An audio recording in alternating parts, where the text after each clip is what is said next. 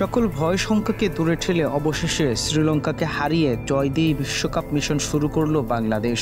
তৌহিদ হৃদয়ের ব্যাটিং, মুস্তাফিজুর রহমান আর রিশাদ হোসেনের বোলিংয়ে বাংলাদেশের জয়ের ভিত দাঁড়ায়। সাকিব লিটনের আউট সেটাকে কঠিন করলেও কোনো অঘটন ঘটতে দেয়নি মাহমুদুল্লাহ রিয়াদ।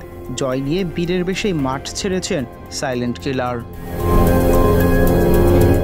১২৫ রানের সহজ টার্গেটে ব্যাট করতে নেমেও বাংলাদেশের টপ অর্ডার ব্যাটাররা ব্যর্থতার পরিচয় দিলেন আরেকবার। রান্না করেই বিদায় সৌম্যর, একই পথের পথিক তানজিদ তামিমও। অধিনায়ক শান্তও নিলেন তাদের পিছু। দ্রুতই ৩ উইকেট হারিয়ে চাপে বাংলাদেশ। এরপর হৃদয় এসে হৃদয় জয় করে নিলেন। ওয়ানিন্দু হাসারাঙ্গাকে হ্যাটট্রিক ছক্কা হাঁকিয়ে ম্যাচের কন্ট্রোল নিলেন। তিনি ফিরলে দায়িত্ব নিতে পারেননি লিটন, সাকিব, রিশাদরা। তবে মাহমুদুল্লাহ ছিলেন ব্যতিক্রম। নাছোড়বান্দা মাঠ ছেড়েছেন জয় নিয়েই। আরেকবার ফিরিয়ে এনেছেন সেই নিদাস ট্রফির স্মৃতি। শুরুতে ব্যাট করতে নেমে বাংলাদেশকে কঠিন বার্তায় দিচ্ছিলেন শ্রীলঙ্কার ব্যাটাররা। বিশেষ করে পাথুম নিশাঙ্কা ভয়ঙ্কর হয়ে উঠছিলেন। এক কথায় বললে ৮ ওভার পর্যন্ত ম্যাচটা ছিল শ্রীলঙ্কার হাতেই। এরপরই টাইগারদের থাবায় কুপোকাত হয়ে পড়ে লঙ্কান সিংহরা।